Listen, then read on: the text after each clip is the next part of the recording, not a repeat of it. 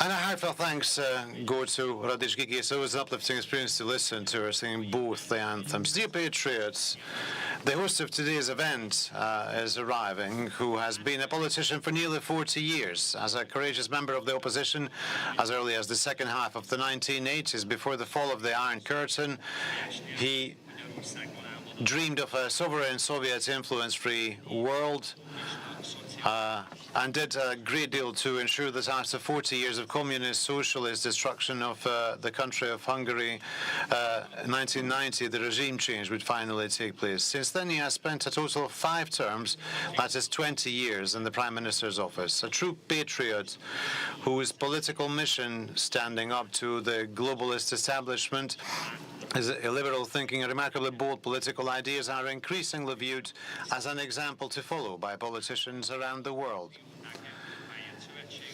The influence and power of the Alliance of Patriots for Europe, which he founded, are growing steadily. It has been 10 years since, in the summer of 2016, he was the only Prime Minister in the European Union to express his support of President Donald Trump's policies. Today, he is one of the U.S. President's closest allies and friends, thanks to which we are experiencing a golden age of American-Hungarian relations. Ladies and gentlemen, Hungary's Prime Minister Viktor Orbán.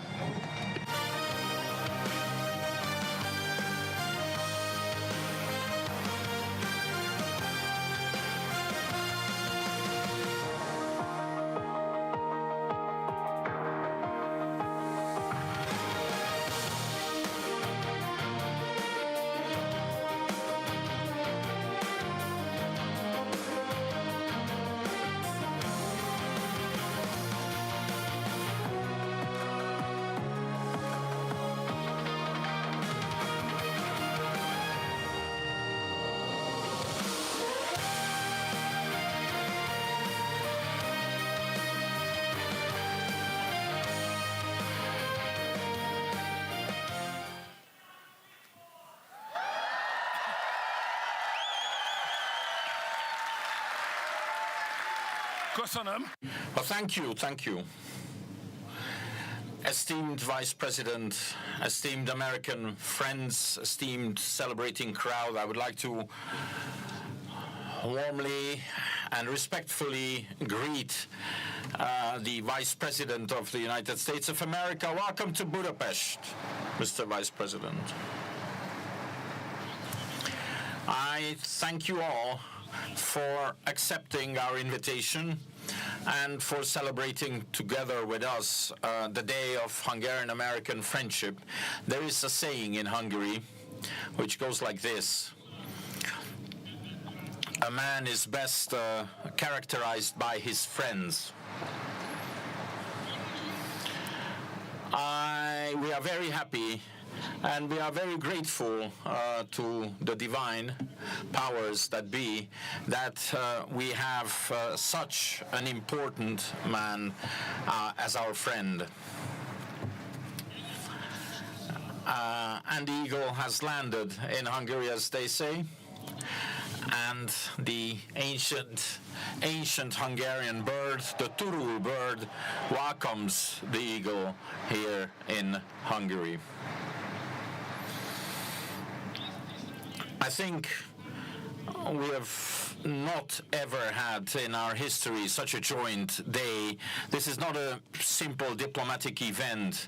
This is a meeting point, if you wish, of the struggles and the hopes of the two peoples, the golden era of Hungarian-American relations, and the political and business outcome of this relationship is not a cause, but is a consequence. The basis of Hungarian-American friendship is civilizational and is spiritual in nature.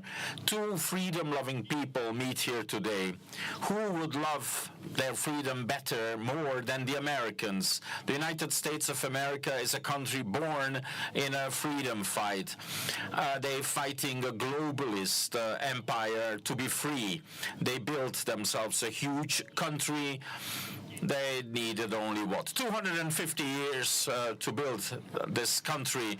So may the United States of America be happy and celebrate on their 250th anniversary. And who would love freedom more than Hungarians? There is no other nation in Europe which has had more empires that wanted to occupy them than the Hungarians. Every time someone wanted to oppress us, we stood up with the sword, with bloodshed, sometimes with enduring work, but we fought against every oppressing empire. We didn't win every freedom fight of ours.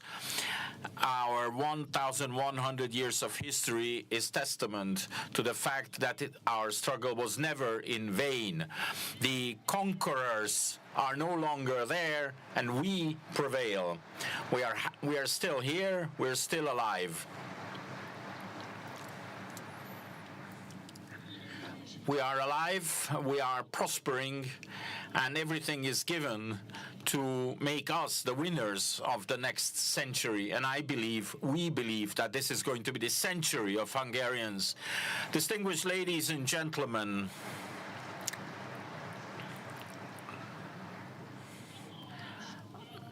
the distance between America and Hungary is huge. It's an ocean that separates us. And despite this, the freedom struggles of the two nations bind us together. In the American War of Independence, Mihai Kovács was a hussar officer who organized the cavalry of the Continental Army. Lajos Kossuth was celebrated in America. After World War I, our country was occupied by looting countries. Harry Hill Benthold, American general, defended the Hungarian National Museum and thereby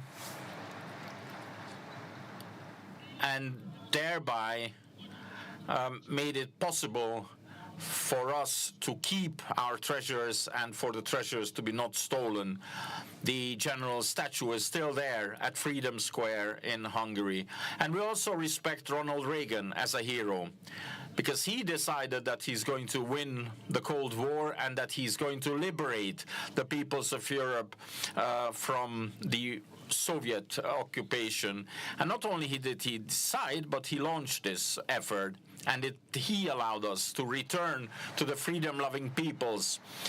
Praise be to Ronald Reagan. Esteemed Mr. Vice President, Bartók, Teller, Neumann, Kertész, Cukor, Pulitzer, and all the others are people who desired freedom, so they found a home in the new world. They became successful in your country and brought fame to their new and their old country alike. And I personally also remember quite well the decisive role of President Bush in allowing us to end communism and to send home the Soviet soldiers. In 1989, he not only visited Budapest, but he also made it a condition that the reburial of the victims of 1956 had to be organized, and that led us to the reinstatement of democracy and freedom in Hungary. We thank him for that.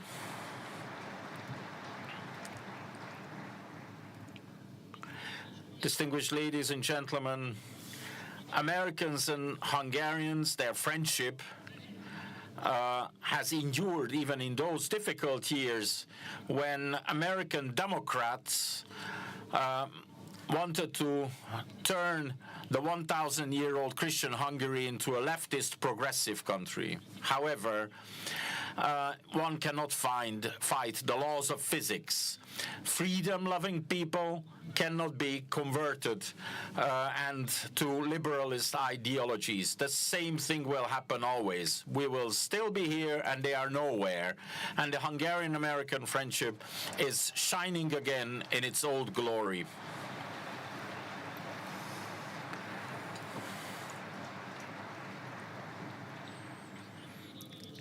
distinguished Hungarian and American patriots, we are grateful to President Donald Trump for this pivot.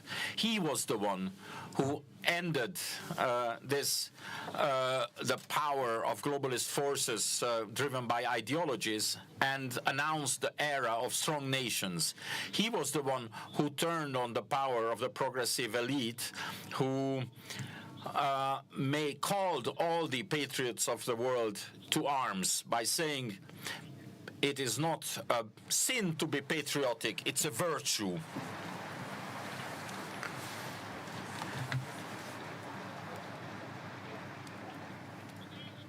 The president has shown that patriotic policy is also successful, can be successful government practice.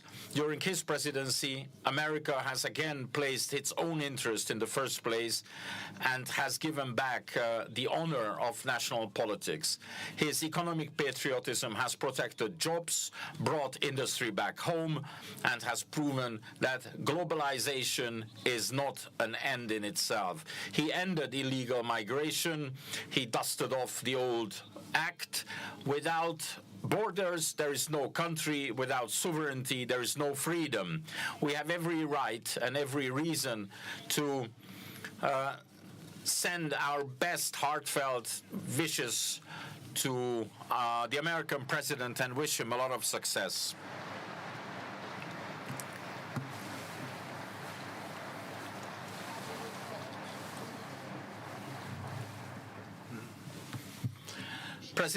The success of President Trump also is sending a message to Europe that national interest will not isolate but will reinforce. A nation has shared objectives: to be strong, to be independent, to remain free. We will not allow others to decide on our fate. We will implement our own plans. Our government has been waiting for this moment since 2010, and it was excruciatingly difficult to fight the Brussels and Washingtonian progressives. Your victory, Mr. Vice President, was almost like a resuscitation, and we actually seized the opportunity. While Europe was still reeling from the result, we already placed down the basics, the foundations of our cooperation. In politics, you not only need to be courageous, but you also need to be good in timing.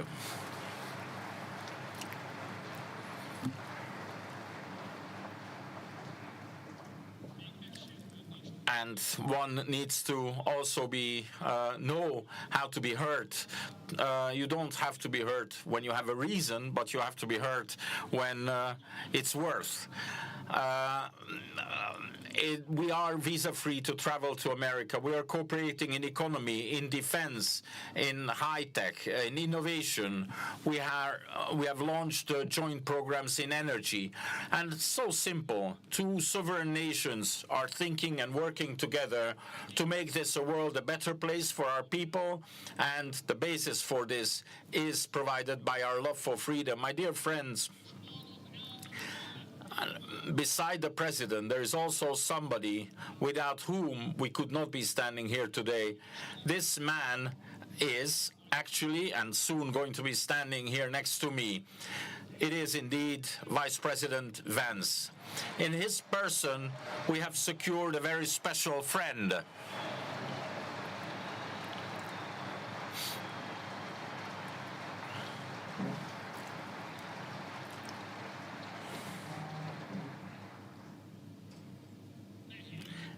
It is difficult to understand us Hungarians. It is not only about knowledge, you also need patience with us Hungarians, because we are an ancient nation, and similarly to Americans, we also consider ourselves to be exceptional. There's a lot of things we know, and we have huge loads of experience. We consider it only natural that everybody should understand what is evident to us. Therefore, we don't pay too much attention to actually making others understand us. If they don't understand us, all the worse for them. Furthermore,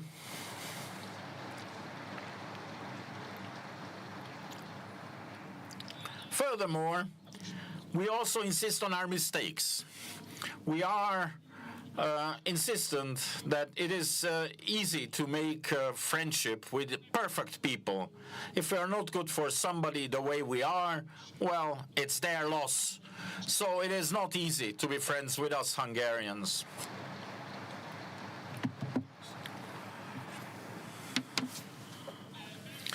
But Vice President Vance is actually doing quite well, because he understands the old Christian prayer, don't look at our sins, look at the fate of the church. And this is especially true for us Hungarians.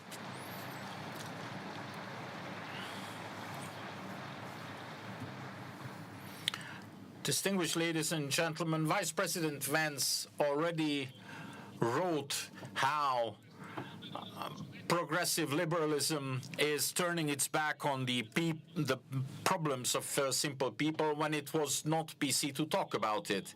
He wrote his book that even if there is this false social sensitivity, in the end, the left will always attack its own nation. And we know that. We've been there. We've done that. But there is also a liberating political thesis that we know from him. He once came to Europe, and as one of the Westerners among the Europeans, he said the following: Europe is facing dangers from within. Europe is not going to be defeated by an external enemy, but by an internal one. And with this, he wrote history.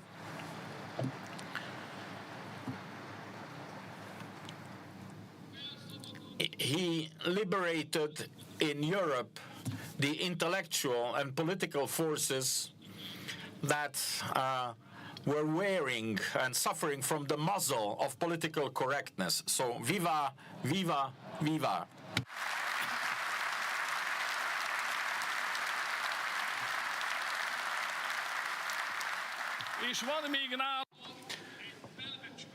And he is in possession of fearful knowledge, or rather a life instinct.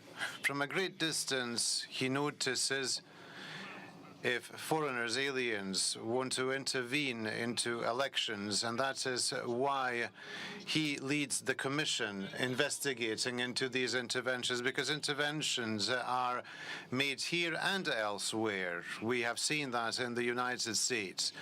We pay attention too, and if we add up what we have seen, then that might not be a nice image on the Ukrainians. Mr. Vice President couldn't have come to the better place, and I recommend everyone keep their hands off Hungary.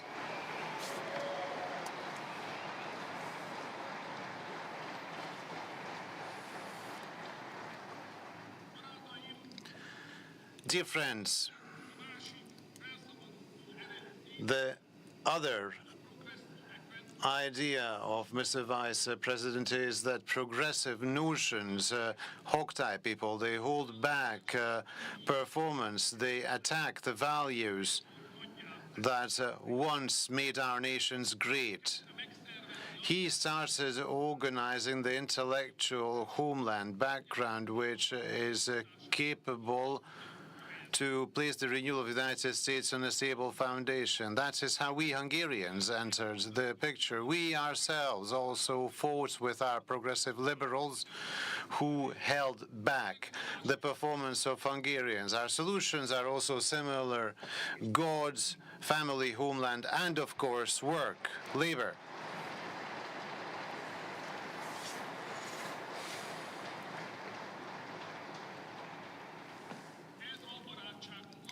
This is the foundation of our friendship. Mr. Vice President, therefore it is dignified and justified that we can celebrate the Day of Hungarian-American Friendship in your presence.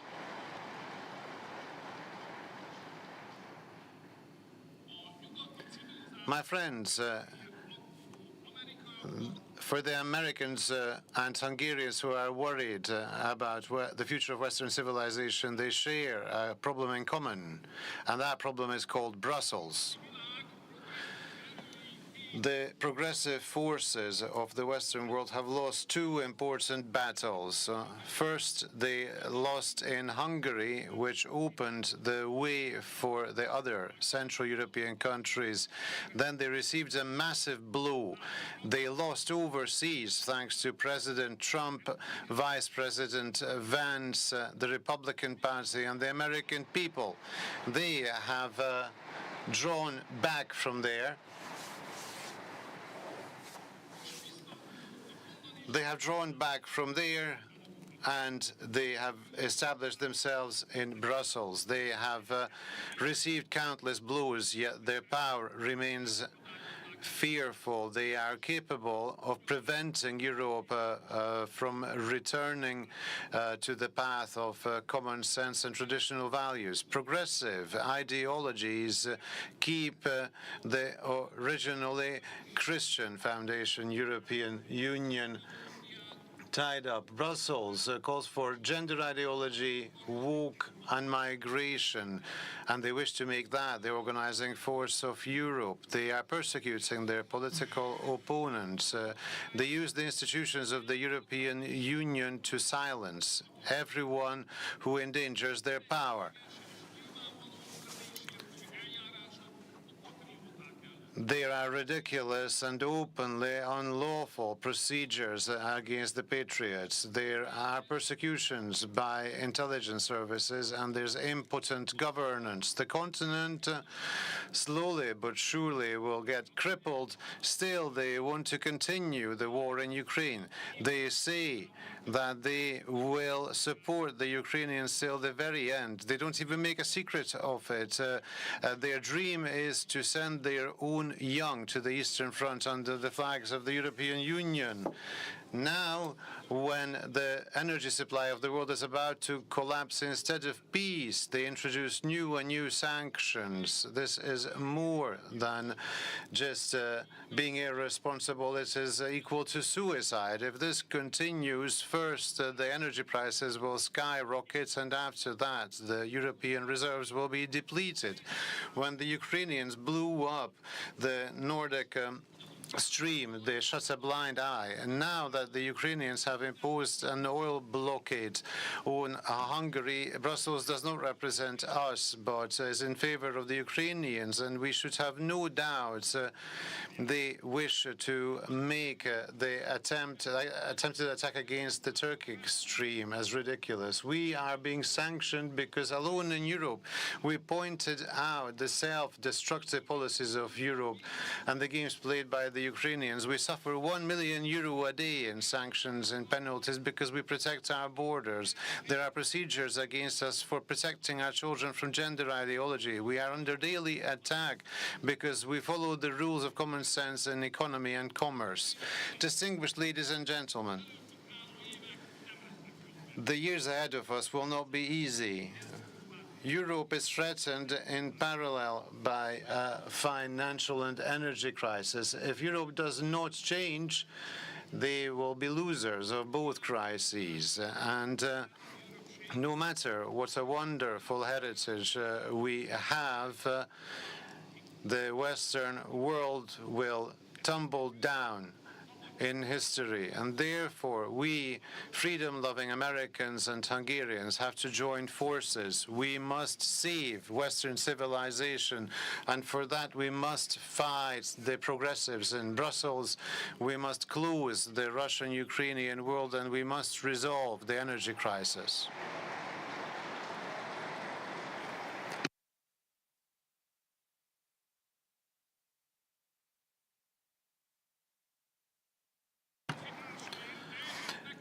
Fellow Hungarian countrymen, we Hungarians for that must perform a task that no one else can do instead of us. On Sunday there will be elections in Hungary, and these elections are not only about us. At these elections, it is a future and a fate, a destiny that we choose for ourselves. This election is about what path we wish to continue on. One path leads to a world where we lose our independence, where we are torn from our friends, and where eventually we shall become insignificant, where they would order us to take up arms, send soldiers to the war and send money to Ukraine. But there is another path. The other path is the path of freedom, the path of a world where we can stand up as a pride nation in our place set out in destiny, where we can build the 21st century Hungary successfully and freely, where we can do whatever we want, provide support for families, freedom for Hungarians, and peace for Hungary.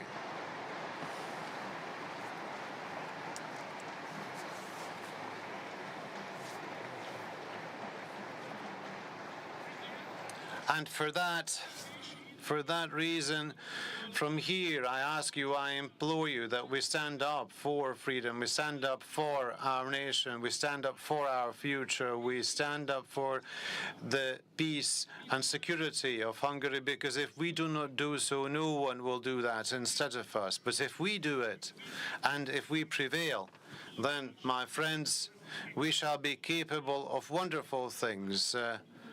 It shall be from here, Hungary, that the reconquista of Europe will start, which will put in power new patriotic governments, and the power will be established, which after Washington, D.C. will change Brussels, and from the headquarters of the progressives will turn it into a bastion of patriots. God bless Hungary. God bless the United States.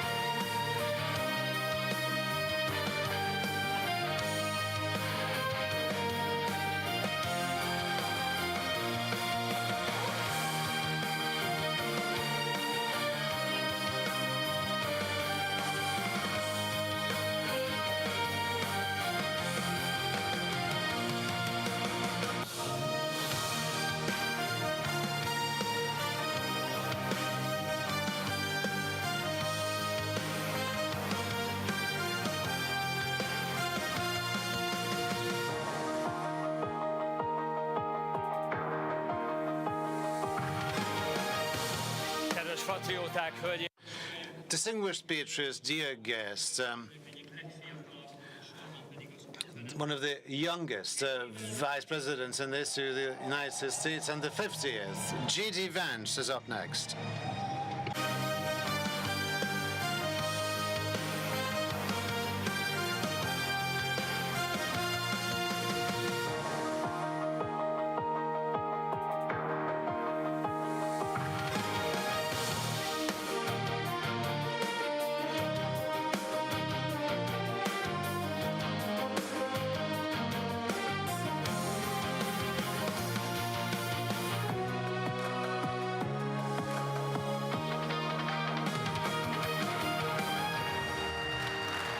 Thank you.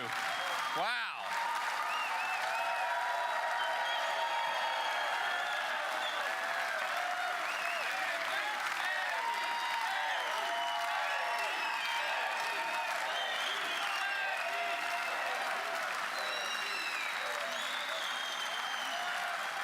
Thank you. Please.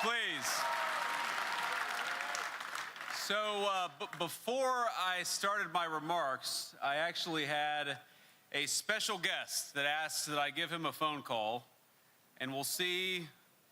Let's hope he actually answers. But this is going to be very embarrassing.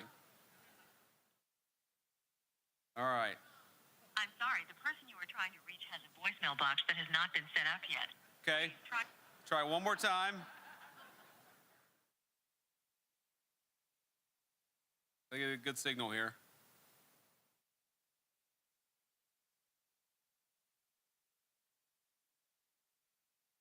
It's ringing. It's progress.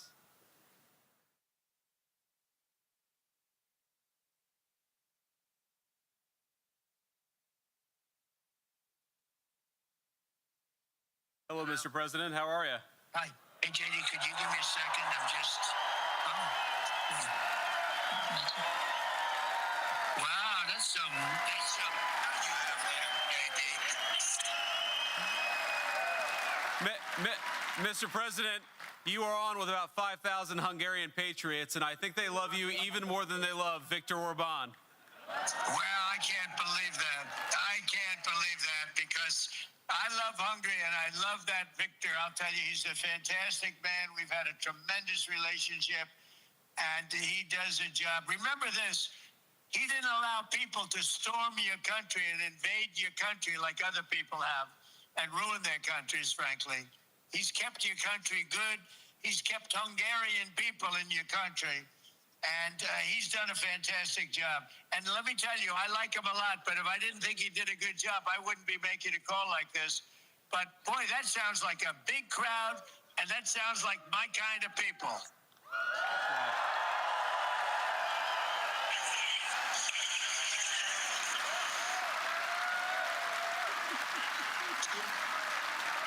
What a crowd.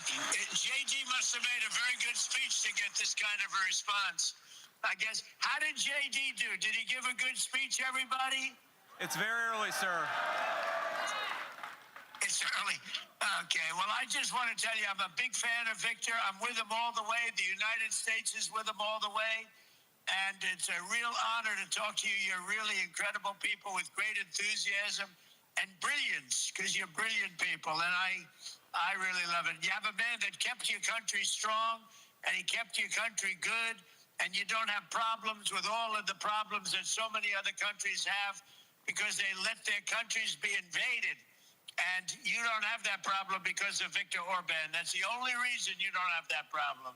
There was a lot of pressure on him to do it, and those other countries made big mistakes. So I wish you a lot of luck, and I love you all. Thank you, Mr. President.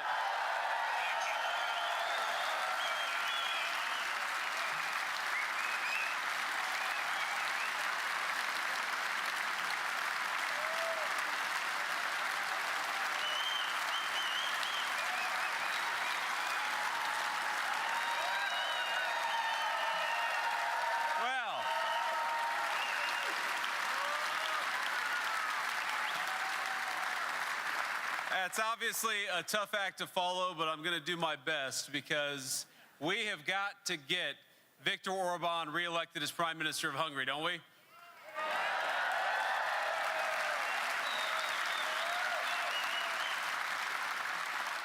Now, this is actually my second trip to Budapest, but the first as a public official. Then I was younger and less gray, and my wife, our beautiful second lady, was pregnant with our second child. Now,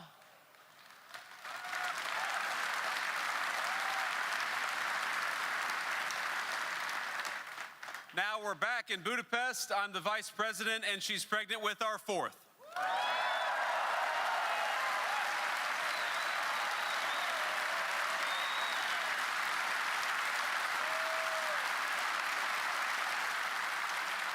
And during our official meeting with the Prime Minister, I asked him today whether we could benefit from some of those generous family subsidies. But he said, unfortunately, Mr. Vice President, they're only for Hungarians.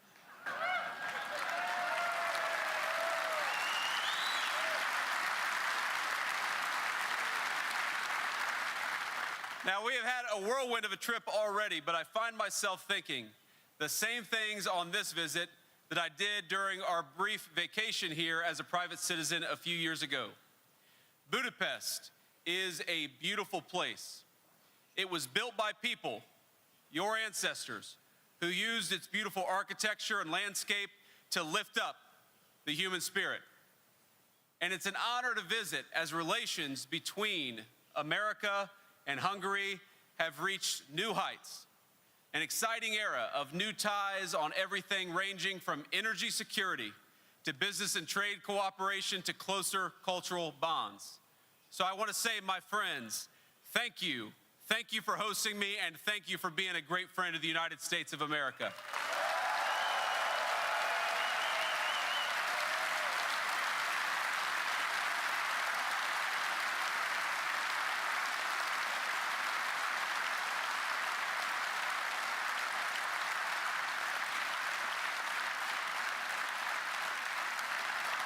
This evening, I wish to address every man and woman in Hungary, young and old, citizens of every region, of every age, and of every background.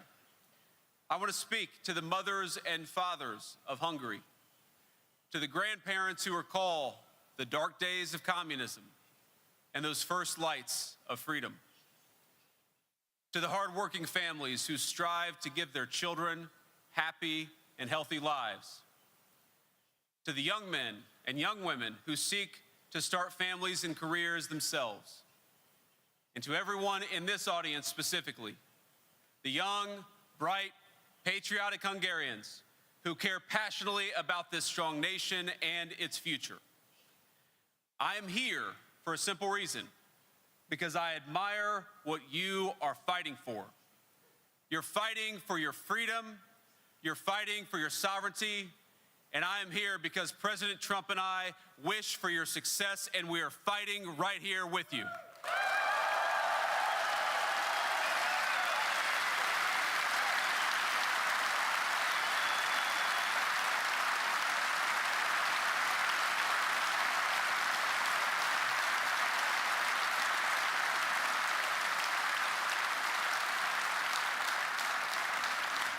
We want no more and we ask no more than to be allies against those who seek to push Hungary down.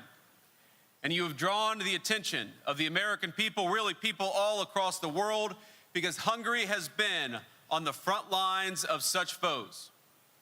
In 2016, when the rest of Europe threw open its gates, you said no. When strange activists came to tell you to erase your heritage, you said no. And when a war erupted in your neighborhood, you were kind and generous. You opened your neighborhoods, your homes, and your hospitals. But you never forgot the needs of your own people and why to Hungary, Hungarians must always come first.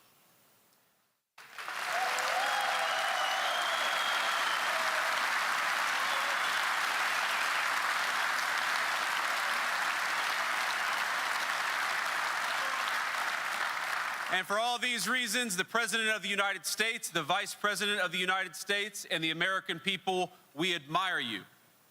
And we want you to make a decision about your future with no outside forces pressuring you or telling you what to do. I'm not telling you exactly who to vote for.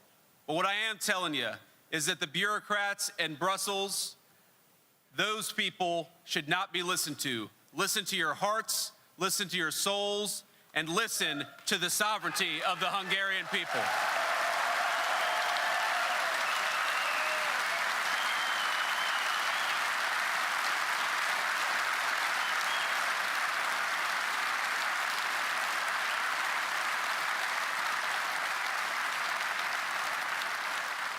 Unlike some of the leadership of Brussels, I'm not threatening you or telling you that we're going to withhold funds to which you're legally entitled. You will make the decision about Hungary's future, just as my fellow Americans will make the decision about America's future. So I come here not in the spirit of telling you what to do, I come here in the spirit of friendship, to offer a few observations about our shared civilization and how we can advance it together. You have advanced that civilization boldly in recent years, and you have done so with Viktor Orbán at the helm of a proud Hungarian nation.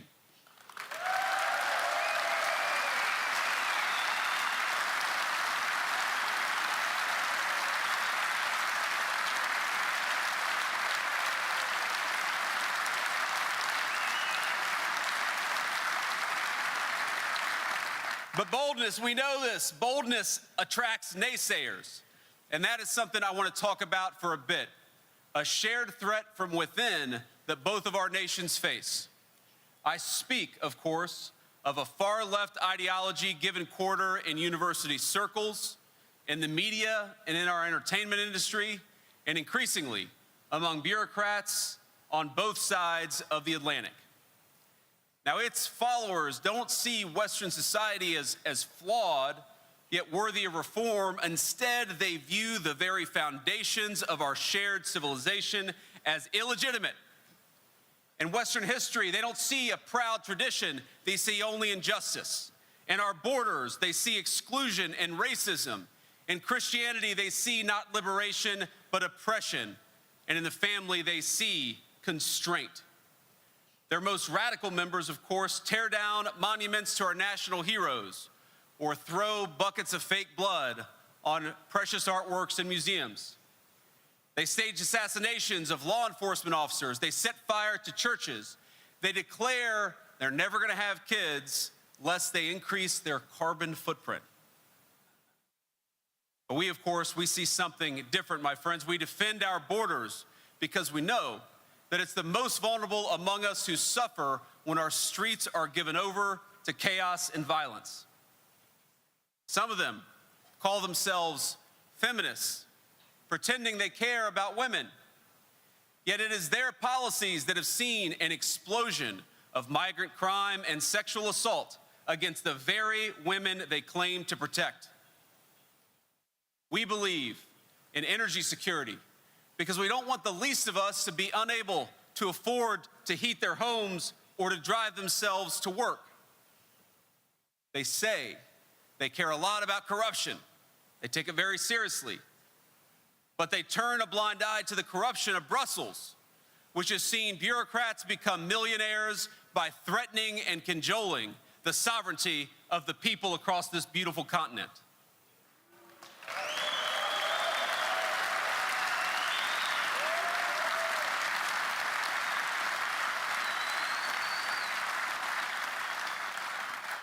Now, you all know this, much has been made about our administration. The European press asks constantly, do Trump and Vance, do they have something against Europe? Let me be clear, we love Europe. We love it.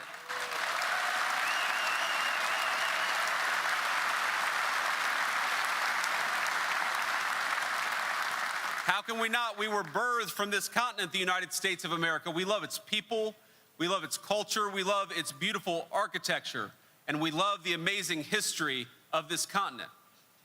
But because we love this culture and these peoples, we reject the faceless bureaucrats who would drive your energy costs through the roof and open your country to millions of unvetted foreigners in the name of progress.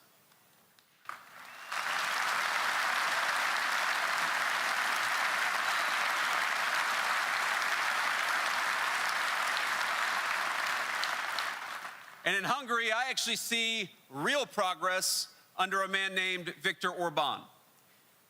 I see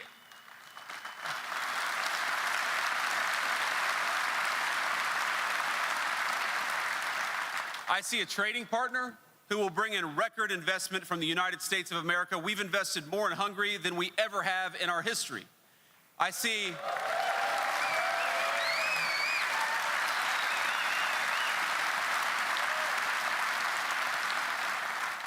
see clean streets where people of different faiths and tourists of all nationalities can enjoy a drink or a nice walk in safety and security. I see a government that invests in its own people, in promoting families, creating good jobs, and building an education system that teaches love of country rather than hatred of civilization.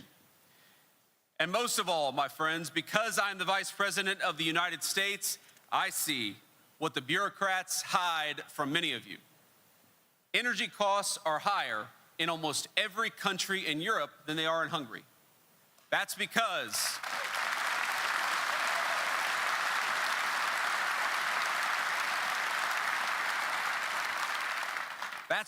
Viktor Orbán has fought for energy security while most European political leaders have not. I see the way those same leaders sneer at the normal, God-fearing people of Hungary. I see how they call the people of Hungary and America backwards for wanting cheap electricity bills. I see the way they look down on peacemakers like Viktor, a man who has done more than any leader in Europe to bring about a successful resolution to the war between Russia and Ukraine.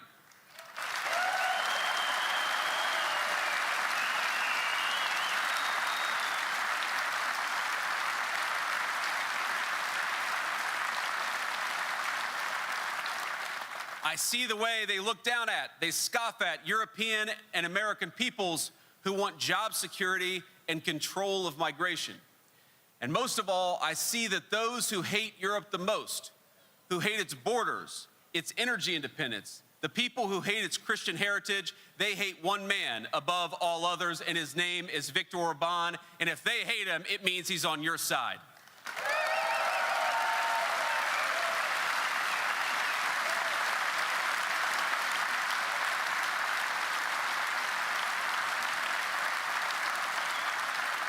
And to them, I'm going to say the reason you hate Viktor is because he is for the people of Hungary. And I stand here today because President Trump and I stand with Europe. We stand for sovereignty. We stand for Hungary. And we stand shoulder to shoulder with the man who has done more to defend those values than anyone else, Viktor Orbán.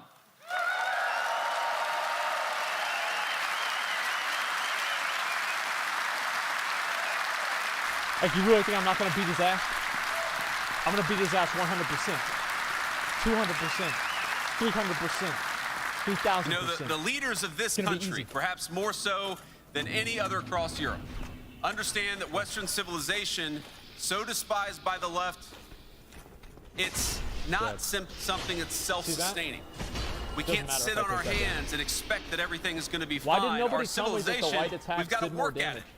We've got to renew it. Because I thought a heavy attack would do more damage, but it seems like the people in this room understand that sovereignty and national identity are not problems. They are a necessary part of the solution. And like nobody ever tells me. And when one country protects its sovereignty, even a country of 10 million people in the heart of Europe, it raises uncomfortable questions for those who insist there is no alternative. There is an alternative, and it's right here in Hungary.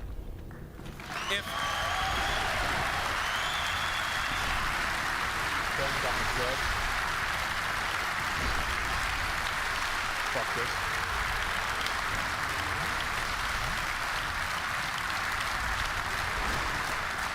Think about this. If Hungary can secure its own borders, others can do the same thing. And if they do not, if they fail to control migration, that is by choice. If Hungary can place its own workers first, there's no reason that its neighbors can't do the same. And when they do not, that too is a choice. Me and you. Viktor and this entire political leadership, they become a target of the bureaucrats because he shows that real sovereignty is possible. He shows you can be pro-Europe, you can be pro-America, and you can be pro your own people, and he's showing it in spades.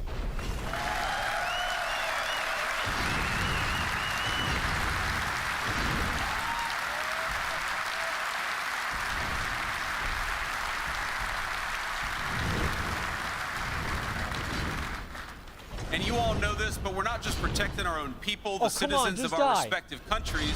Okay, we're protecting the ideas that allowed those people to flourish for hundreds and sometimes I should be able to take the little pathway out, and that should take me up to the top again. We just celebrated Easter. McConnell, why didn't you tell me about heavy armor? For 2,000 years, our civilization has been shaped. You know how less mad I would have been this whole time?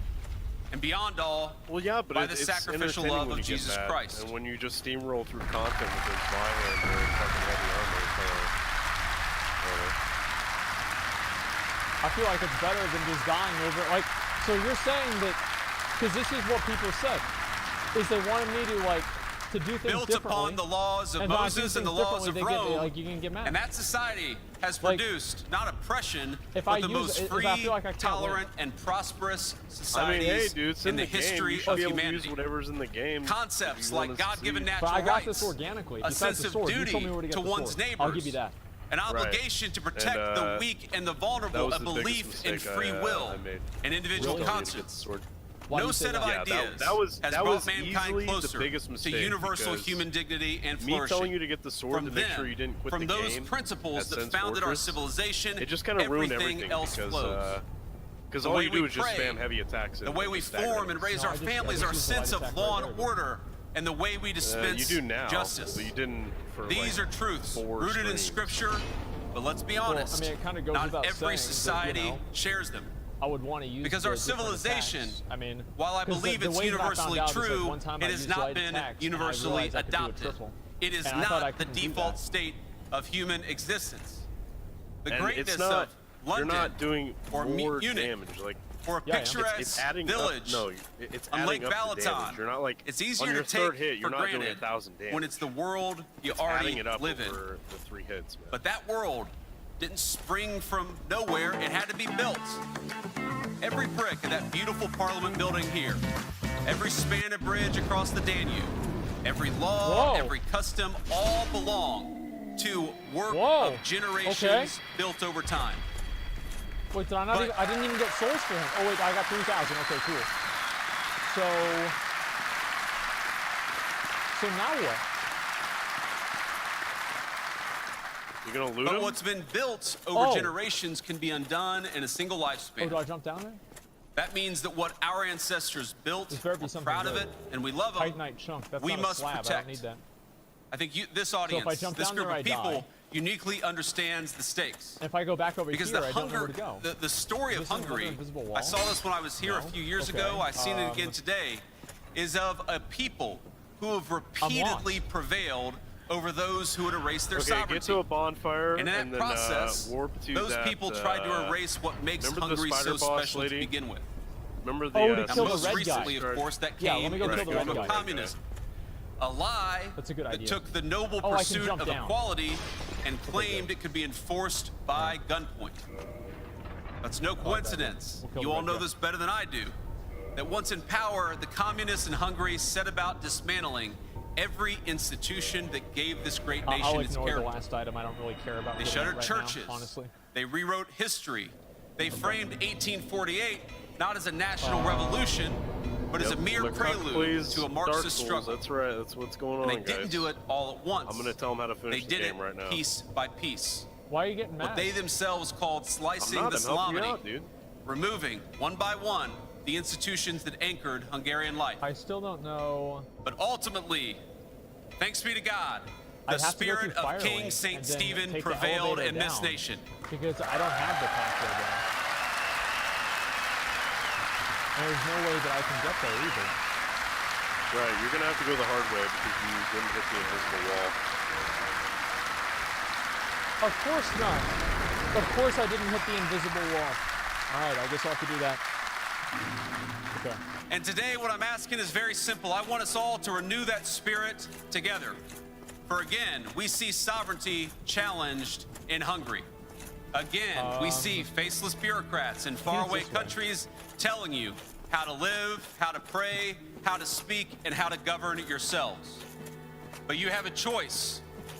Do you bend the knee to tyranny, or do you proudly stand with St. Stephen and choose a real leader this weekend? So I think I go down here. Yeah. I've only done this once, so I'm not entirely sure where to go. Yeah, I will play Dark Souls 3. As I said, I plan on doing that. I still don't know if I can even kill the fire one. And the crowd is chanting encore. We're talking about a leader who feels real pride in this place, in its history, in its culture, and in its way of life. A leader who will fight to preserve those things while also building a better future. Because the real divide in our time is it's much more fundamental than partisan labels or specific policies. It's fundamentally between those who believe in the future and those who do not. Across the West, we've got a small band of radicals, people who do not believe in the future and are often the very people who so wish to govern us. It's kind of weird. If they don't believe in the future, why do they want a life in politics? Yet they speak not of renewal for our nations, but management. They're not trying to build a great future. They're trying to manage the decline of the greatest civilization in the world. Some of them say things like, human beings are no more than pollution upon the earth. They look at our cultures and our borders. They look at the very idea of a nation and ask how we can get rid of them. Every position, I believe, flows from this fundamental error. They reject mothers and motherhood, fathers and fatherhood in the name of liberation. They condemn children to mutilization and sterilization in the name of gender care. And they practice institutional murder in the name of, quote, end of life planning. And if you dare speak up about it, they will fight using the modern tools of social media to silence you through censorship. We understand that we have a sacred duty to protect life, to defend the value of our people's hard work, to invest in our workers, our families, and our industry.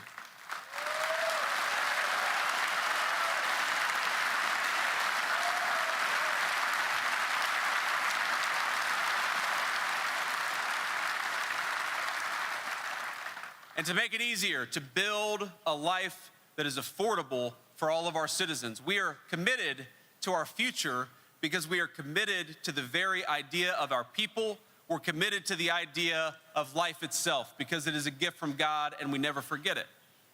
Now that's why I'm here.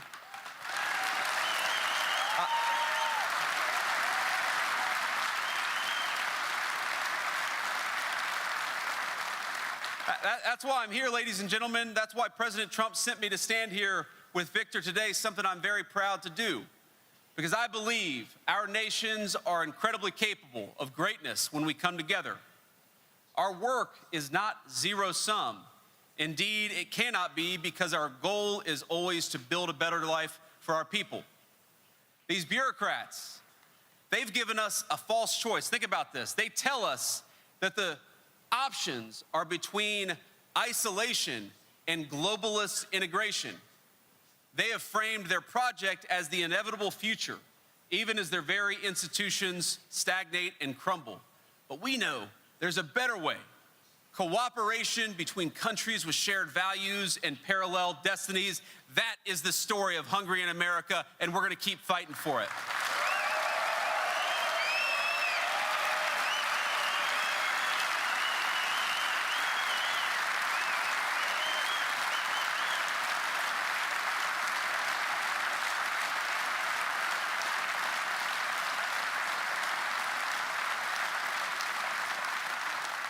A lot of you may not know this, but this is the story of a much longer Hungarian-American friendship. When my own country sought its independence 250 years ago, almost to the month, it was a Hungarian soldier by the name of Michael Kovács who helped found the first American cavalry units, ultimately giving his life in our struggle for independence against the British Empire. A generation later, Americans welcomed Louis Kossuth, the hero of 1848 and the father of Hungarian democracy.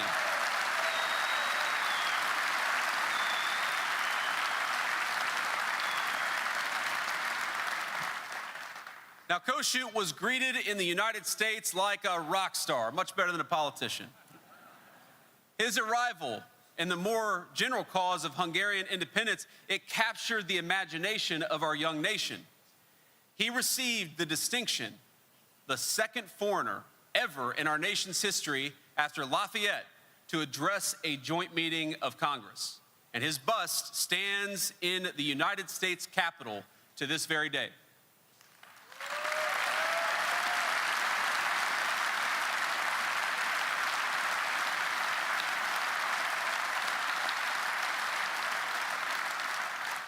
Now, during that trip, I didn't realize this until a few days ago, that during that trip to the United States, Kossuth visited my home state of Ohio to make his case for Hungarian independence. We have some Ohio fans over here. That's good.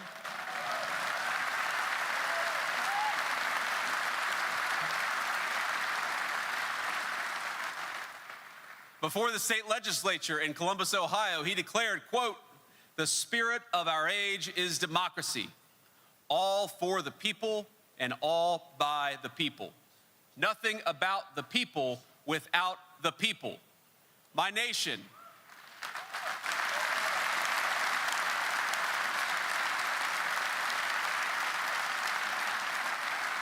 He went on, "My nation will rise, called to resurrection by the eternal principles of the law of nature and of nature's God." Even then, this great Hungarian patriot was aware of the intimate link between sovereignty, between self-government, and between our divine creator. And I'm proud to say that according to the history books, the part of the country that gave him the proudest reception and the biggest reception during his entire time in America was my hometown of Cincinnati, Ohio.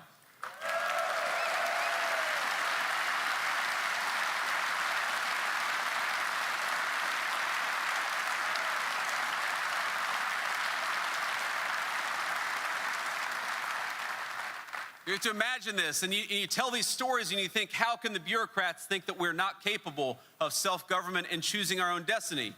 Because when Kossuth came to Cincinnati during his tour of Ohio, there were railroad tracks lined with citizens, delighted to behold Hungary's great freedom fighter. Reportedly, 100,000 of them showed up just at his one stop in my hometown. And the affection, I gotta say, I'm a little biased here, the affection was mutual.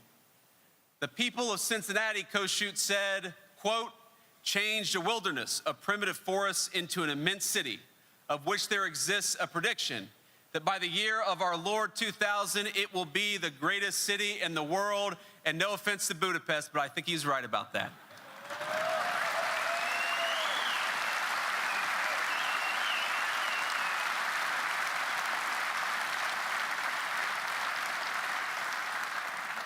But it tells you something very real, that when Kossuth looked at the United States of America, he didn't see something radically different. He saw something familiar. In our nation, he recognized the same forces at work that were shaping Hungary. People building something of their own, out of wilderness, with purpose, conviction, and a deep belief in where they came from and what they were called to do.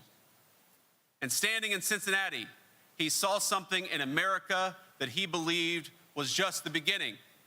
The West, he exclaimed. There you can see the cradle of a newborn humanity. It was true then, and it's still true today.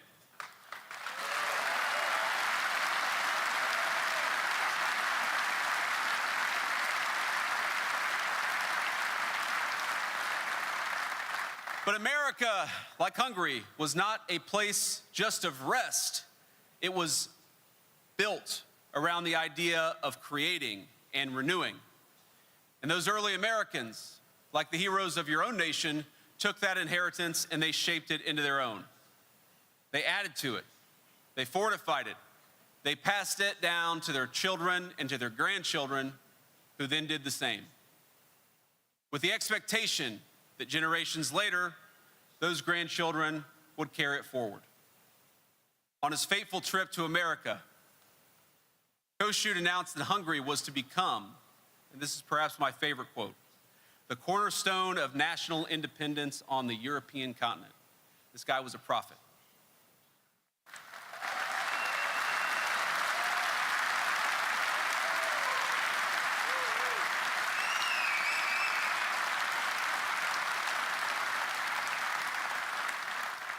Kossuth called this the cornerstone of independence, the cornerstone of sovereignty on the European continent. And though he didn't live to see it become so, I declare that prophecy is true today in 2026.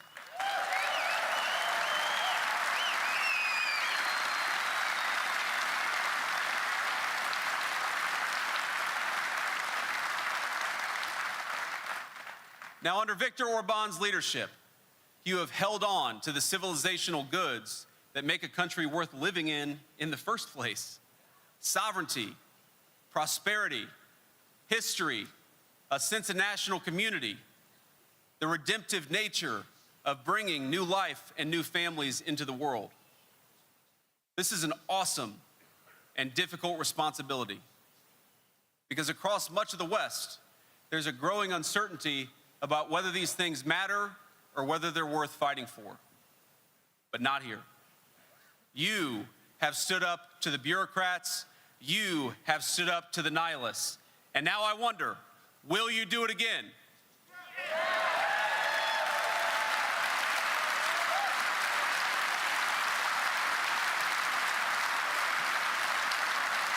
Will you stand against the bureaucrats in Brussels? Will you stand for sovereignty and democracy? Will you stand for Western civilization? Will you stand for freedom, for truth, and for the God of our fathers? Then, my friends, go to the polls in the weekend, stand with Viktor Orbán because he stands for you and he stands for all these things. God bless Hungary and God bless the United States of America. Thank you.